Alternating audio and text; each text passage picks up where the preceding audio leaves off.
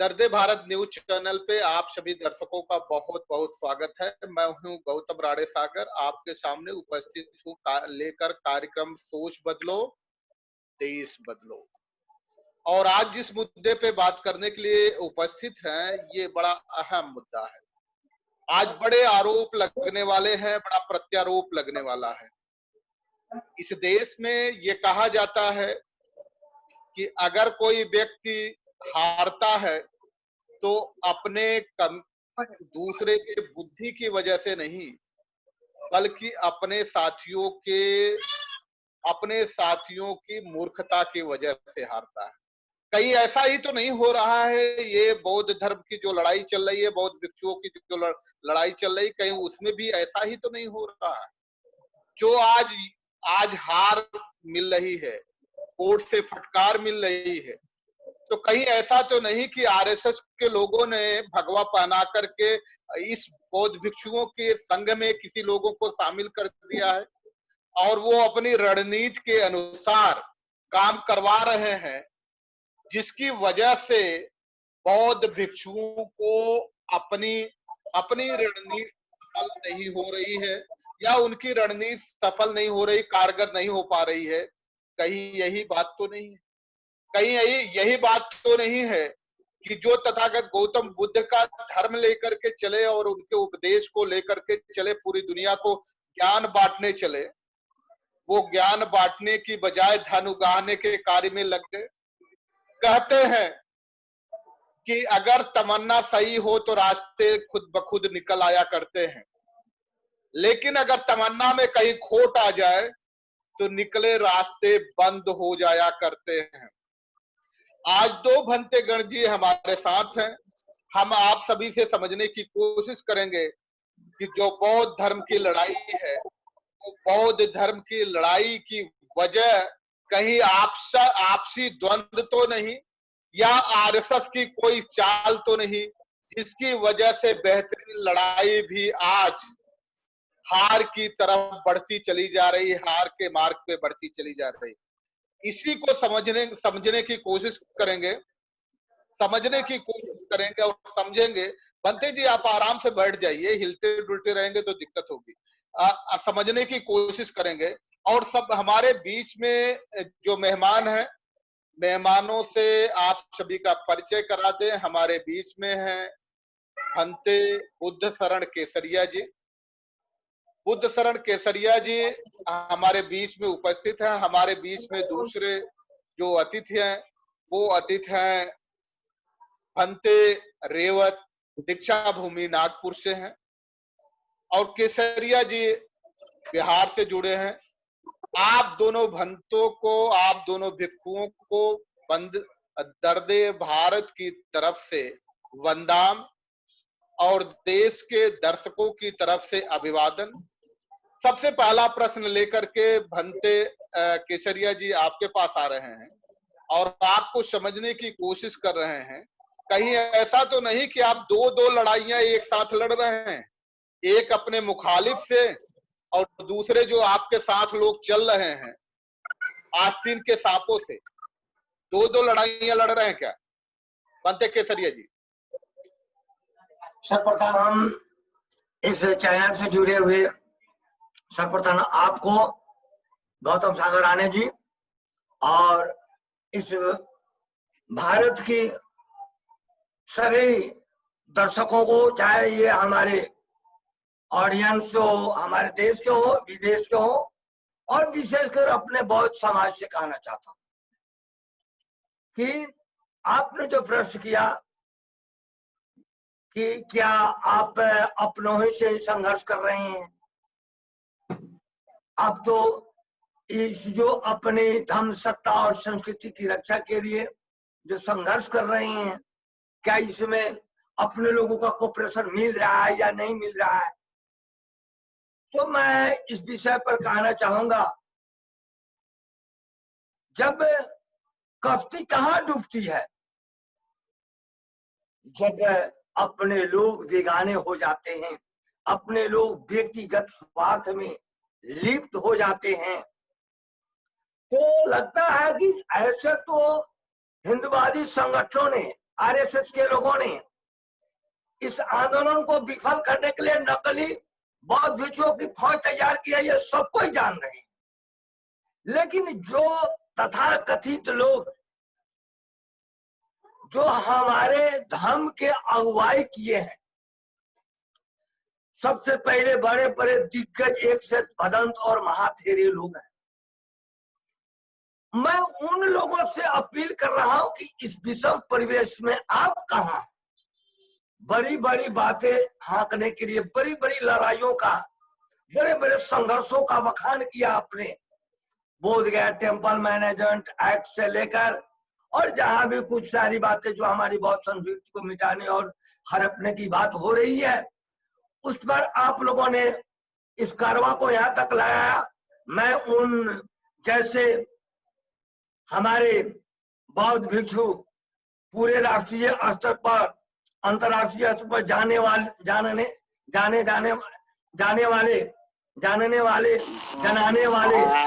भंत सूरज देसाई जी हैं,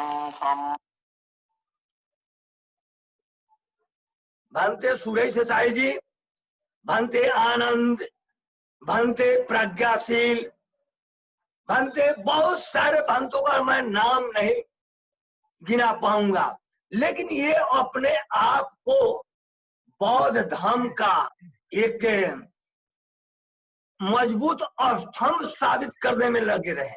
तो मैं चाहता हूं कि इस आंदोलन में वो लोग कहाँ है, उनकी भूमिका कहाँ है।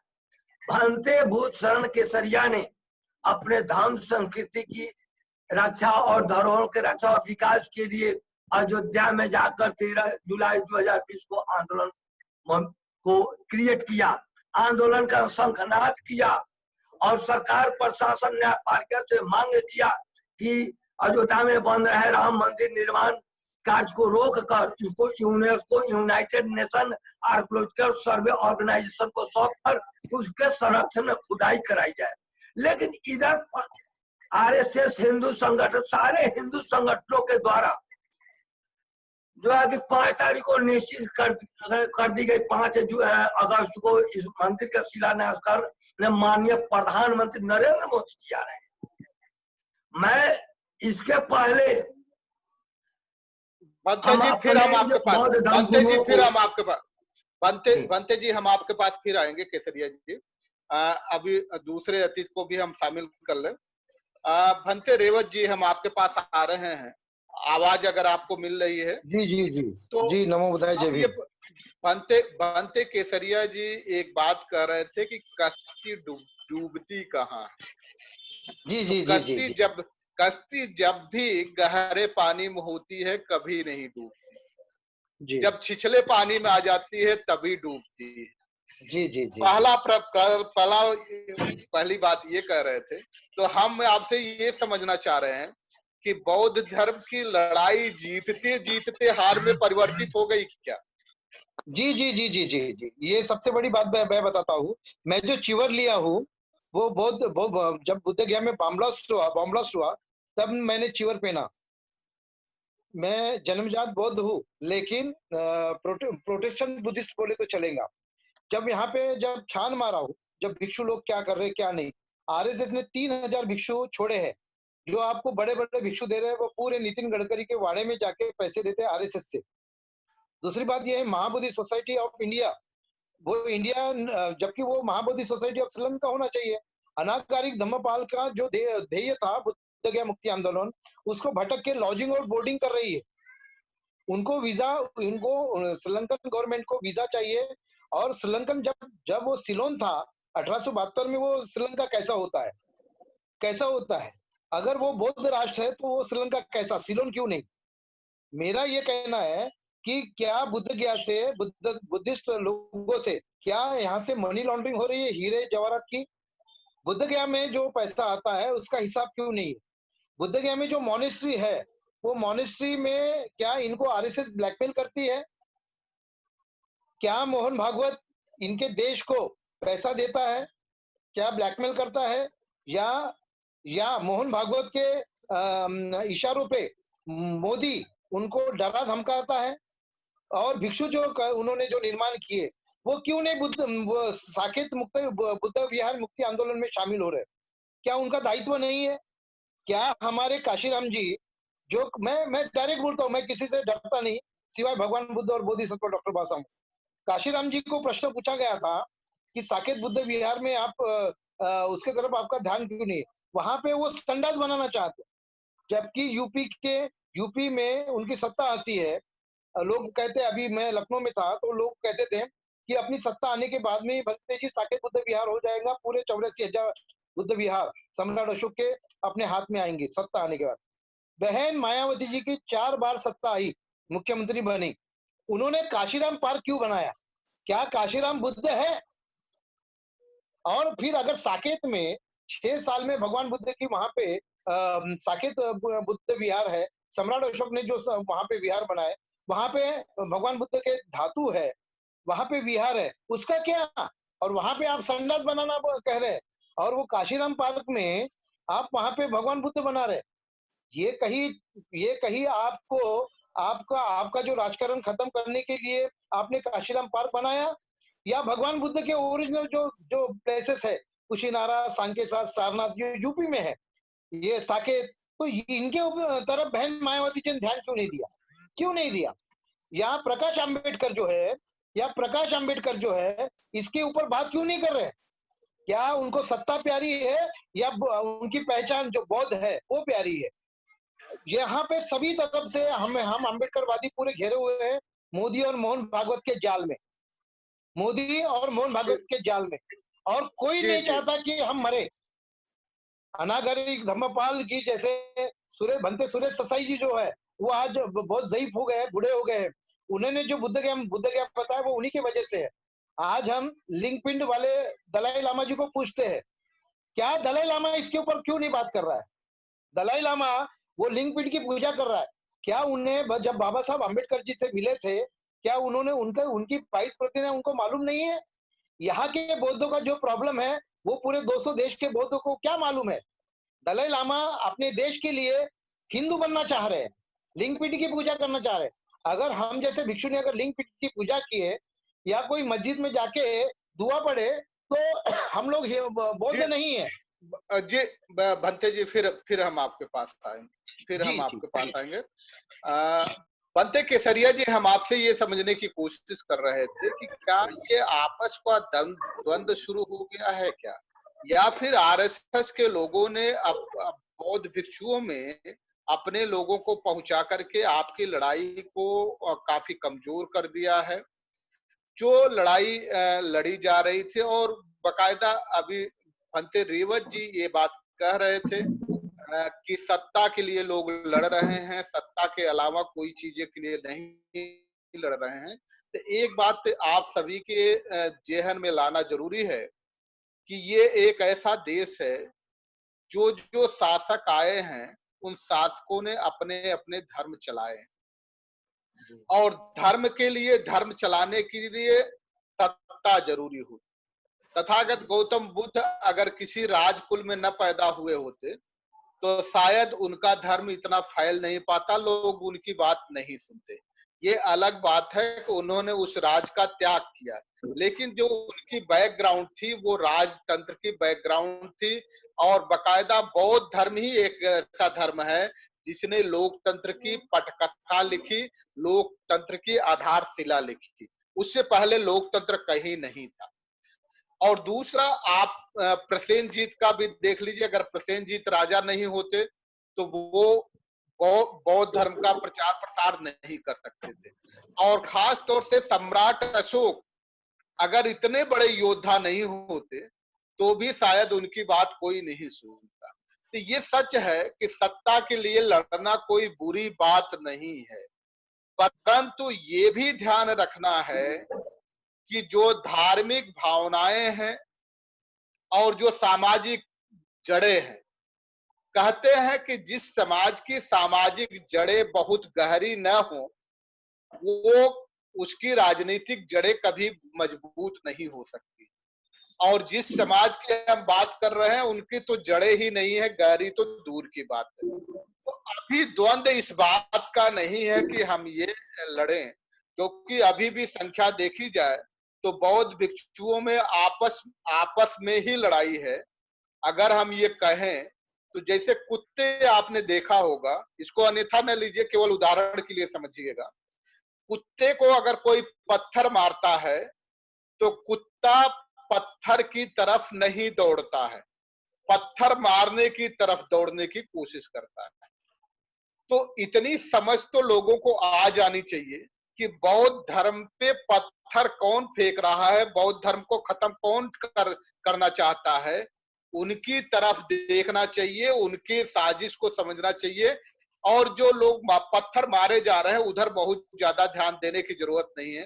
तो अभी हम ये समझना चाहते हैं कि अभी सरकार, चूंकि जो सरकार है उसका जीवन ही है वो सांप्रदायिकता फैलाना, धार्मिक तौर पे उन्माद फैलाना और संप्रदाय में उन्माद फैलाना, संप्रदाय को एक दूसरे से लड़ाना।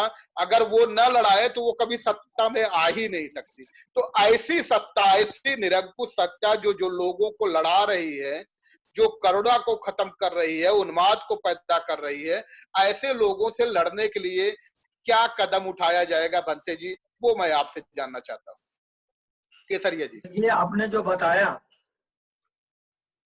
तथागत बुद्ध ने राज सत्ता को त्याग कर धर्म सत्ता को प्राप्त किया, फूलों को से त्याग कर कांटों का राज चुन लिया। लेकिन आज प्रतिकूल हो रहा है। हमारे बौद्ध धर्म में अपनी कमी को देखना बहुत जरूरी है। हमारे लोग जो भदंत महाथेरो जो लोग हैं, वो लोग जो है कि ये धर्म सत्ता की आड़ में, इस पावन चीवर की आड़ में भोग सत्ता और राज सत्ता प्राप्त करने के लिए हर कुकर्म कर रहे हैं। आंदोलन के नाम पर भोले भाले बौद्ध उपासकों का शोषण कर रहे हैं। तो वो लोग तो भला क्या कर पाएंगे। वहां दूसरी तरफ है कि ये शासक वर्ग जो है अपने तरफ से जो है 3000 भंते जी ने कहा, 3000 न जाने 5000 नकली बौद्ध भिक्षु तैयार किए हुए हैं। आज हमारे बहुत सारे लड़ाकू भिक्षु भी डर रहे हैं कि पुष्यमित्र शुंग की तरह ये आरएसएस के बौद्ध भिक्षु आकर हमारा कल गर्दन उसका सरकार नहीं काटे, लेकिन वो जो है कि ये भिक्षु के रूप में आकर हमारे भिक्षु का गर्दन काट देगा। तो तथागत बुद्ध ने जब हम चीवर दिया तो उस समय बता दिया कि प्रकृति अनित है, मरना है। तो जो सच्चे बौद्ध भिक्षु है उनको तो आना चाहिए, जो अपने आप को शोक कर रहा है राष्ट्रीय, प्रादेशिक, राष्ट्रीय और अंतर्राष्ट्रीय मंच पर बहुत बड़ा नकाब ओढ़ कर अपने आप को आपको भदंत महाथेरो घोषित करना, उन लोगों को आना चाहिए। तथागत बुद्ध ने कहा कि मैं सर्वोपरि नहीं हूँ, संघ सर्वोपरि है, शक्ति संघ में निहित होती है। बुद्ध ने अपने लिए भी स्थान नहीं रखा, इसलिए बुद्ध शरण तो बुद्ध के राहों पर चलकर मार्गदर्शन कर दिया, लेकिन जब तक संघ नहीं अयोध्या में पहुंचता है, बुद्ध शरण अकेला पंछी लहरा कर क्या कर पाएगा। रही बात जहां तक राजनीति की बात है, तो मैं मोदी और जोगी को भी चैलेंज देकर कह रहा हूं, मोदी जोगी, हम सम्राट अशोक के वंशज हैं, बौद्ध के वंशज हैं, हमसे ज्यादा राजनीति करने वाला कोई नहीं है। विश्व राजनीति की सर्वोच्च शासन पद्धति को पैदा करने वाली, गणतंत्र को पैदा करने वाली लिच्छवी शाक्य और लिच्छवी रहे हैं, कपिल वस्तु और लिच्छवी रहा है प्रजातंत्र की जननी, और प्रजातंत्र को मानने वाले, प्रजातंत्र को पैदा करने वाले लोग भी बुद्ध के शरण में आए हैं। बुद्ध से भरा इस समय इस पूरी दुनिया में कोई राजनीतिज्ञ नहीं हुआ जिसने सारी दुनिया को राजनीति का पाठ पढ़ाया कि तू अजय कैसे रहोगे। आज मैं मोदी जोगी को भी कह रहा हूं कि तुम्हारा धर्म मात्र भारत, नेपाल, मॉरिशस के अलावा तुम्हारा कोई आता पता नहीं है, लेकिन बुद्ध का धर्म आज 110 देशों में उसकी फिलॉसफी डेवलप्ड है। दुनिया का जितना भी धनवान, बलवान, विद्वान देश है बुद्ध को पूज रहा है, बुद्ध को मान रहा है। तुम 33 करोड़ और 33 करोड़ देवी और 56 करोड़ देवता को पूज कर भी इस भारत को विकसित नहीं बना रहे हो, इस भारत को पतन के गर्त में लिए जा रहे हो। तुम यहाँ जो भगवान का नाम रट रहे, तुम्हारे भगवान को चाहे लेन देता हूं। भगवान बुद्ध ने कहा कि वो ह्यूमन, मानव सर्वोपरि है, मानव ने जाति बनाया है, धर्म बनाया है, भगवान बनाया है। तुम्हारा राम अगर इस धरती पर है, था अगर है, तो आज कोरोना रूपी बीमारी को क्यों नहीं खत्म करता है? 33 करोड़ जी जी बनते जी, फिर बीमारी मिट नहीं रही है। बनते जी फिर हम आपके पास आएंगे। भंते रेवत जी अब आपके पास आ रहे हैं, आपके से समझने की कोशिश करेंगे कि जैसा भंते जी कह रहे थे, केसरिया जी कह रहे थे कि एक बात तो तय है कि तकरीबन नैतिकता जो थी बौद्ध भिक्षुओं में, वो नैतिकता चूंकि आरएसएस के लोगों ने अपने आप को, अपने कुछ लोगों को चीवर धारण करा करके और सर मुड़वा करके जब बौद्ध भिक्षुओं में संघ में शरीक कर दिया, तो उन लोगों ने नैतिकता का पतन शुरू कर दिया। ये उनकी सोच है। दो तरह के लोग होते हैं, एक तरह संघर्षवादी लोग होते हैं, दूसरी तरफ समझौतावादी लोग होते हैं। समझौतावादी लोग अगर साधारण शब्दों में कहा जाए तो मलाई खाने में व्यस्त रहते हैं और अपनी सुविधाओं के संसाधन उपलब्ध कराने में व्यस्त रहते हैं, और संघर्षवादी लोगों का जीवन हमेशा कठिनाइयों से भरा रहता है, कांटों से भरा रहता है। तो आपसे हम ये समझना चाहते हैं कि आप जिस मार्ग में चल रहे हैं, एक ऐसा वृक्ष है वहां जो कांटों से भरा है, तो कांटों से भरे वृक्ष से आपको आगे बढ़ना है और रोज बढ़ना है। तो क्या उसकी आप टहनियां काटते रहेंगे या सिर्फ या एक ही बार में उस वृक्ष को उखाड़ करके फेंकना पसंद करेंगे? हम ये समझना चाहते हैं रेवत जी। धूमिल का एक शेर है, धूमिल का एक शेर है, मैंने हरेक को आवाज दी, हरेक का दरवाजा खटखटाया, जिसकी भी पूछ उठाई उसको मादा पाया, जिसकी भी पूछ उठाई उसको मादा पाया। ये जो बौद्ध देश है वो भारत के बौद्धों के साथ में उनका कोई मिलाप नहीं है। बौद्ध राष्ट्र से जितने भी बौद्ध राष्ट्र है वो बाबा साहब अम्बेडकर जी को के बौद्ध माने उनको बौद्ध नहीं करार देते, वो गांधी को करार देते हैं। दलाई लामा जो है वो दीक्षा भूमि नहीं आता है। दलाई लामा जो है वो मंदिर में जाता है, गुरुद्वारा में जाता है, अजमेर शरीफ जाता है। दलाई लामा जो फंड है वो चैत्य भूमि को नहीं देता, दलाई लामा फंड देता है आरएसएस को। तो इसका मतलब क्या होता है कि ये भारत देश जो देश है, जैसे मोदी है या कोविंद राष्ट्रपति है, ये राष्ट्रपति कोविंद जो है ये लोगों के तरफ से नहीं बैठा है, ये लोगों के मत से नहीं बैठा है, बल्कि मोहन भागवत के रहमो करम पे बैठा है। ऐसे देश के राष्ट्रपति क्या धर्म को बढ़ाएंगे, क्या बुद्ध को समझेंगे, क्या जैनिज्म को समझेंगे और क्या भारत को समझेंगे? क्या रिपब्लिक ऑफ इंडिया जो है बनते जी एक छोटा सा मेरा प्रश्न ले लें। ये सारी समस्याएं तो है ही, वो सारी समस्याएं हैं ही, हम इन समस्याओं का समाधान चाहते हैं, समस्याओं का केवल विवरण और समस्याओं का केवल गुणगान नहीं चाहते। हम ये जानना आपसे चाहते हैं कि ये सारी समस्याओं का समाधान कैसे आप निकालेंगे। ये सारी चीजें हैं। एक ही बात है कि उन्होंने अभी साकेत तो उन्होंने अपने पास ले लिया, लेकिन बाला साहब देवरस जो आरएसएस के मुखिया थे, उन्होंने कह दिया था अगर हमारा राम मंदिर बनेगा तो आपको मैं बुद्ध गया मुक्त करा दूंगा, बौद्ध गया जो है बौद्धों के हाथ में दे दूंगा। अगर उन्होंने ये बात कही, हम ये मेरा प्रस्ताव नहीं है या मेरा मन गढ़ंत नहीं है या मेरे विचार नहीं है, उन्होंने बुद्ध गया जो है बौद्धों के हाथों में, जो बाकी धरोहर है कुशीनारा है, सारनाथ है, वो पूरे बौद्ध भारत के बौद्धों के हाथ में देना चाहिए या दुनिया के बौद्धों के हाथ में देना चाहिए। लेकिन सबसे बड़ी बात यह है कि वो क्या देंगे क्या? प्रश्न ये है, जो 60 साल से, जो 2-2.5 हजार साल से ये आरएसएस के लोग जो है वो अगर वहां पे अगर वहां का गुड़ खा रहे हैं, वहां का मलिंदा खा रहे हैं, तो क्या वो देंगे क्या? और हर वक्त वो षड्यंत्र करते करते करते करते वो लोग हमको हिंदू बनाने जा रहे हैं।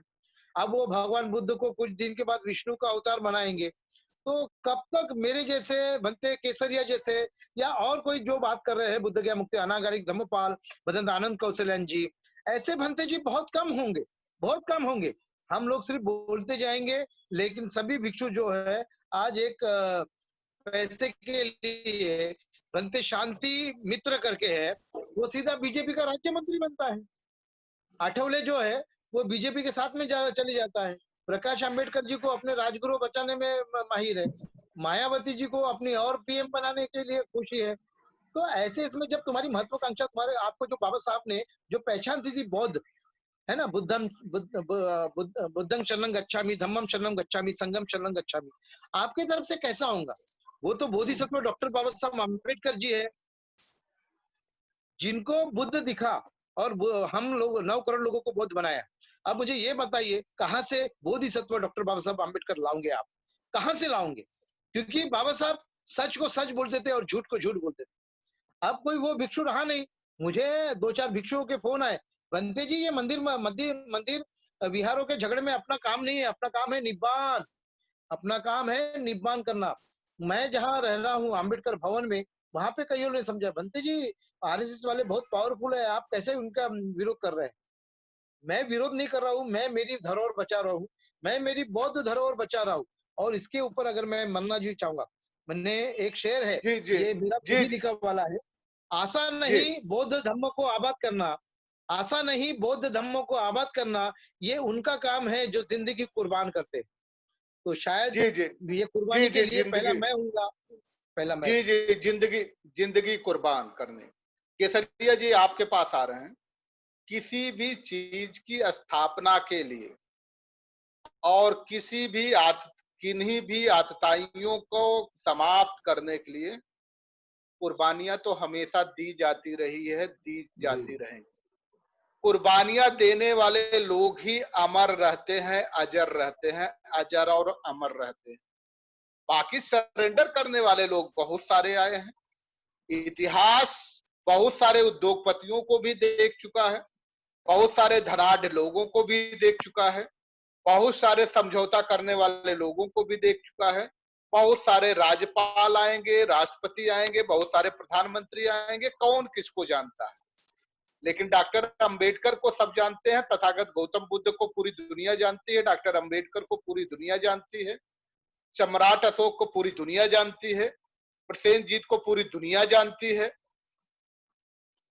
इन सबको पूरी दुनिया जानती है, जिन्होंने संघर्ष किया। इसीलिए कहते हैं कि अगर कोई आदमी अमर होना चाहता है तो 2 ही तरीके हैं अमर होने के। या तो कुछ ऐसा वो कर जाए जिस पर लोग लिखते रहें, या तो कुछ वो ऐसा लिख जाए जिसको लोग पढ़ते रहें, तभी अमर होता है। तो कहां, ये तो विरले लोग होते हैं जो अपना मार्ग खूब बनाते हैं और उस पे चलते हैं और सफलता हासिल करते हैं, बहुत ज्यादा बाधाओं की चिंता नहीं करते। एक लाइन कहते हैं कि मन में पहाड़ काट गिराने की चाह है, जो राह है दुरूह वही मेरी राह है। तो दुरूह राह पे जो चलता है वही नाम कमाता है, वही अजर और अमर होता है। तो अजर और अमर होने के लिए अगर प्राणों की आहुति देनी पड़े तो कोई बड़ी बात तो नहीं है, अच्छे काम के लिए आहुति दी जानी चाहिए। हम आपसे समझना चाहते हैं, चाहे जितना भी मजबूत आरएसएस क्यों न हो, ध्वस्त होने में बहुत समय लगता नहीं है। चीजों को खड़ा जिस आधार पे आप करते हैं, ध्वस्त भी उसी आधार पे होता है। तो हम आपसे समझना चाहते हैं, इन सारे आस्तीन के सांपों के बीच आपको रहना है और इसी आस्तीन के सांपों के बीच से आगे बढ़ना है और अपने मुखालिफ, अपने दुश्मन का खात्मा करना है। खात्मा का मतलब ये नहीं कि आप उनका सर काट देंगे, करुणा से उनको जीतना है। और करुणा से जीतने के लिए कौन सा मार्ग अपनाएंगे, वो हम आपसे समझना चाहते हैं। देखिए, तथागत बुद्ध ने कहा और बहुत सारे विद्वानों ने कहा है कि सच्चाई हजारों झूठ पर एक सच्चाई भारी पड़ती है और एक सच्चाई को छुपाने के लिए हजारों झूठ बोलने पड़ते हैं। सवाल है कि कमल कहाँ खिलता है? कीचड़ में। गुलाब कहाँ खिलता है? कांटों में। तो दोस्त से दुश्मन अच्छे, दोस्त से दुश्मन अच्छे जो जलकर भी नाम लेते हैं, दोस्त से दुश्मन अच्छे जो जलकर भी नाम लेते हैं, फूल से कांटे अच्छे जो दामन को थाम लेते हैं। तो हम उस आरएसएस हिंदू और तमाम हिंदू संगठनों को चैलेंज देते हैं, ये आरएसएस और भाजपा के लोगों जो अपने आप को हिंदू कहते हो, बहुसंख्यक जनता को हिंदू बनाकर बरगलाते हो, अगर तुम्हारे फिलॉसफी में दम है तो फैल जा पूरे विश्व में। तुम्हारा ये ढोंग आडंबर पाखंड भारत में चलेगा, दूसरे देशों में नहीं चलेगा। मोदी जोगी और आरएसएस के तमाम गुंडों को मैं चैलेंज देकर कर रहा हूं। तुम कितने को मिटाओगे? तुम्हारा ये जवाब ये दिन खत्म हो जाएगा। सिकंदर भी आए, कलंदर भी आए, अंग्रेज विदेशी चले गए, मुगल विदेशी चले गए, लेकिन धोखेबाज गद्दार ब्राह्मण रह गए। जो सबसे पहला विदेशी ये ब्राह्मण है जो हमारे देश को लूटा है, लेकिन उन ब्राह्मणों को भी चैलेंज है, अपने बाप का बेटा है तो फैला दे अपनी संस्कृति को सारी दुनिया में। क्या नहीं फैल रहा है? इस भारत भूमि पर 4 धर्मों की स्थापना हुई, हिंदू, बौद्ध, जैन, सिख।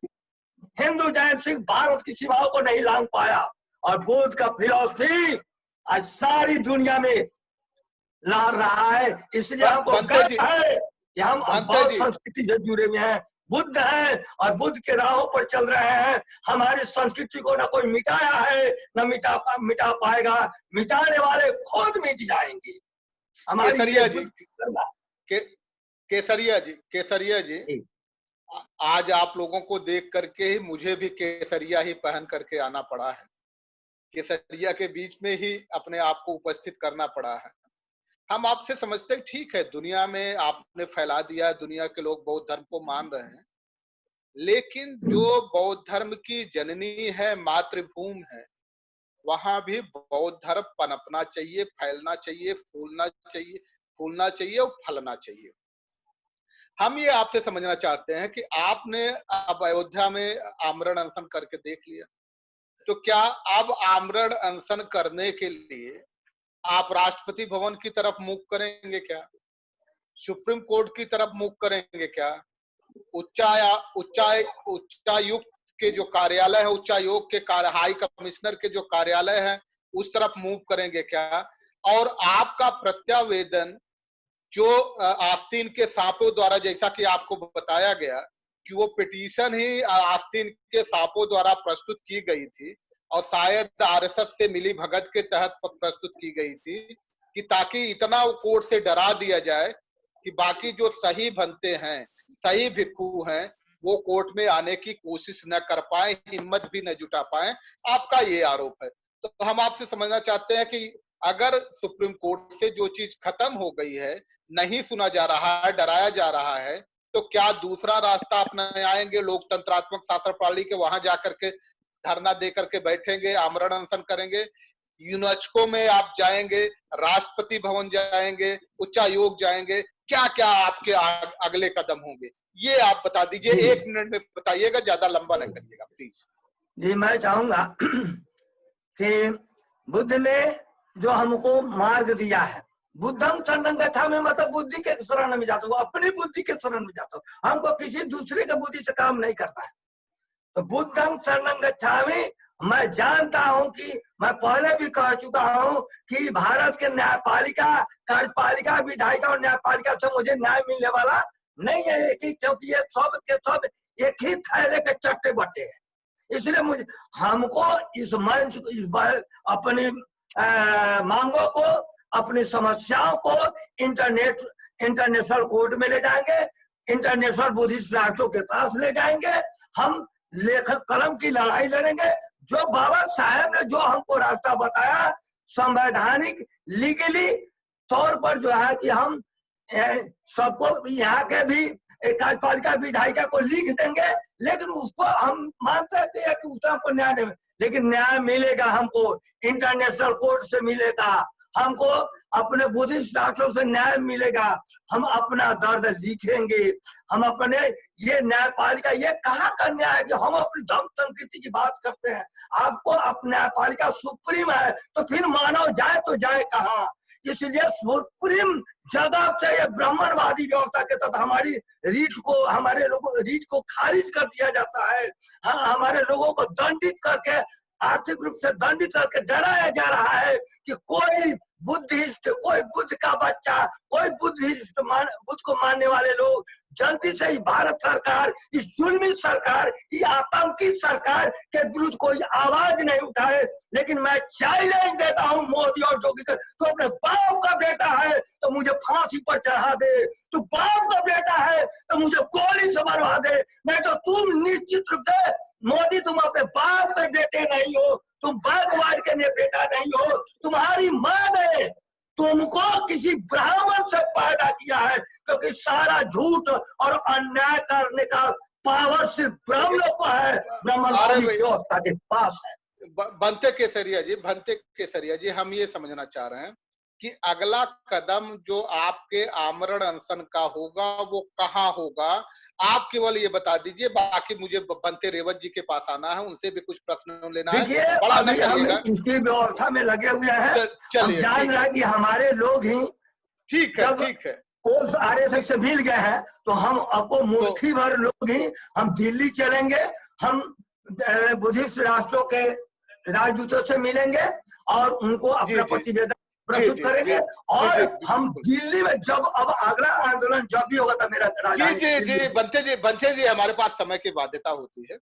बनते रेवत जी आपके पास आ रहे हैं।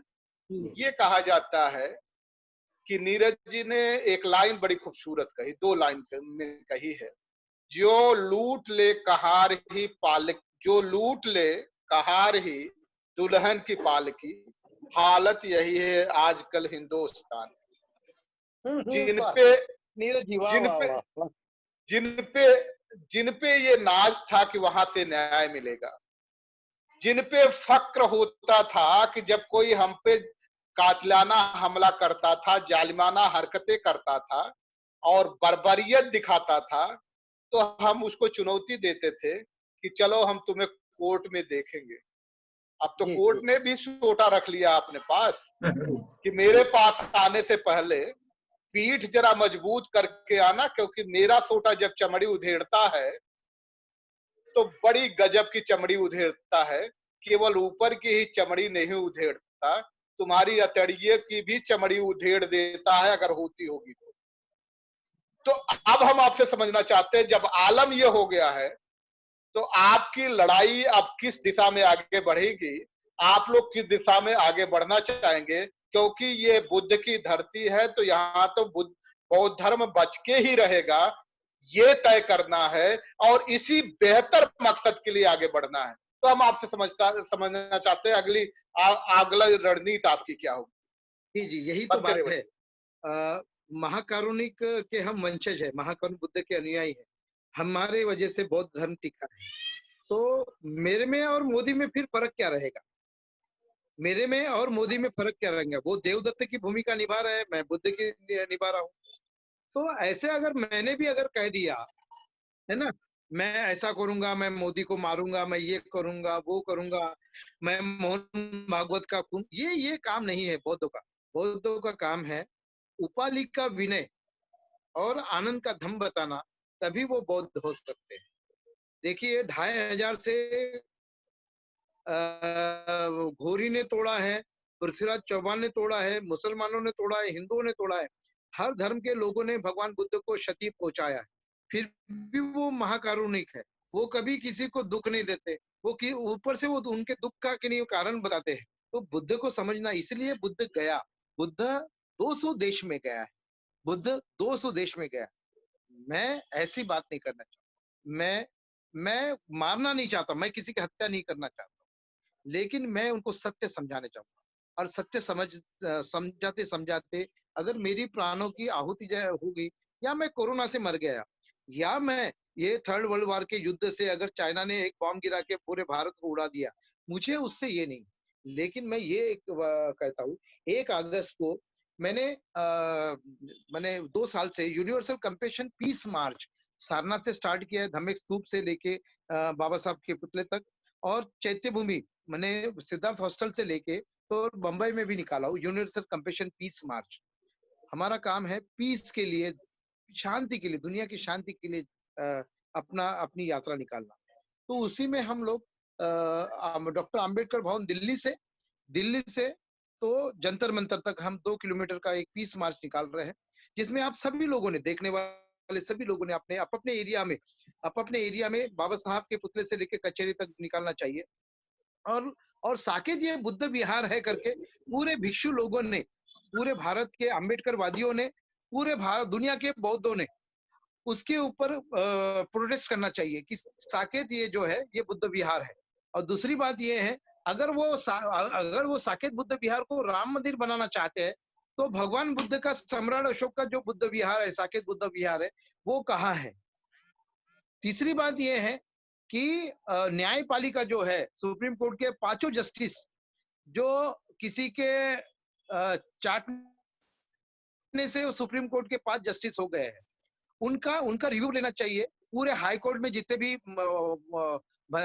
भी एडवोकेट्स है, जितने भी जस्टिस है, Calcutta bench, Madras bench, Bombay bench, इन सभी ने उसके ऊपर काम करना चाहिए, वेदर इट इज राम मंदिर, और वेदर इट इज जैन मंदिर, और वेदर इट इज बुद्ध मंदिर, उसकी फैक्ट फाइंडिंग करना चाहिए। हमारे पास अभी सभी तंत्र ज्ञान है, जब सभी मैकेनिज्म हमारे पास में है, तो इतना अनाप शनाप या इतना सब कुछ बोलने का बनते जी हमें जरा भी समराइज ये नहीं। करिएगा, बनते जी समराइज करिएगा, मेरे पास समय की कमी है, जी जी। समराइज तो करिएगा। हम लोगों को प्रोटेस्ट, बाबा साहब कहते हैं प्रोटेस्ट इज माय पावर, तो हम सभी लोगों ने प्रोटेस्ट करना चाहिए, सभी लोगों ने रास्ते पे निकलना चाहिए, तभी ये संभव हो सकता है। जी, ये देखिए, चूंकि दोनों भंतों से हम बात कर रहे थे, दोनों भंतों ने, दोनों भिक्षुओं ने खास तौर से ये समझा दिया कि देखिए, ऐसा नहीं है कि हम अन्याय से डरते हैं, हम अत्याचार से डरते हैं, या उसका मुंह तोड़ जवाब देने के लिए हिंसक होने से भी नहीं डरते। अगर हमें कुछ डर लगता है, तो डर सिर्फ इस बात का लगता है कि इससे लोकतंत्र खतरे में पड़ जाएगा। हम न्याय को मानने वाले लोग हैं, हम कानून को मानने वाले लोग हैं। ये सच है कि हमारे देश में कानून है, लेकिन हमें न्याय नहीं मिल रहा है। ये भी सच है कि हमारे यहाँ सुर्खियां हैं, लेकिन वो सुर्खियां अखबारों के मुख पृष्ठ पे जगह नहीं पा रहे हैं। ये भी सच है कि हमारे पास संविधान है, लेकिन हमें अधिकार नहीं मिल पा रहे हैं। बावजूद इसके हम हिंसक नहीं होना चाहते।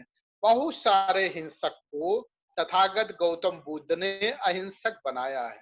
बहुत सारे बर्बरियत करने वाले लोगों को, बर्बर लोगों को, और जिनको ये कहा जाता है कि जो पूरे मानव समाज को ही पूरी तरह से खत्म कर देना चाहते थे, उनको भी सुधार करके इंसान बनाया है।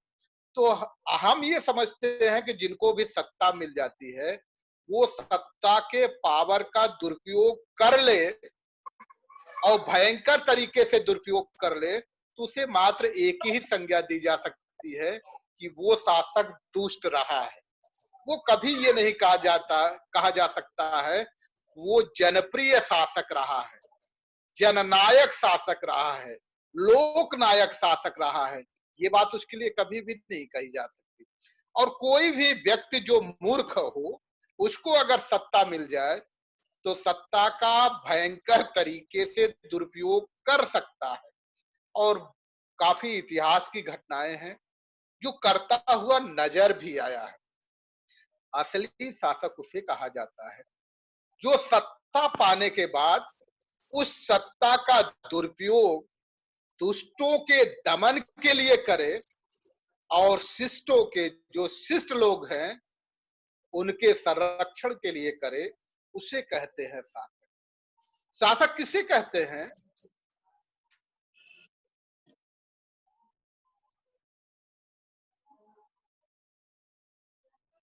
कहते हैं शासक जो जनता को डरा करके रखे, अपने सत्ता के दम पे डरा करके रखे, और ये डर दिखाए कि सरकार ने जितना झूठ बोला है उस झूठ के खिलाफ आवाज मत उठाओ, नहीं तो मार दिए जाओगे, जैसा कि आजकल हो रहा है।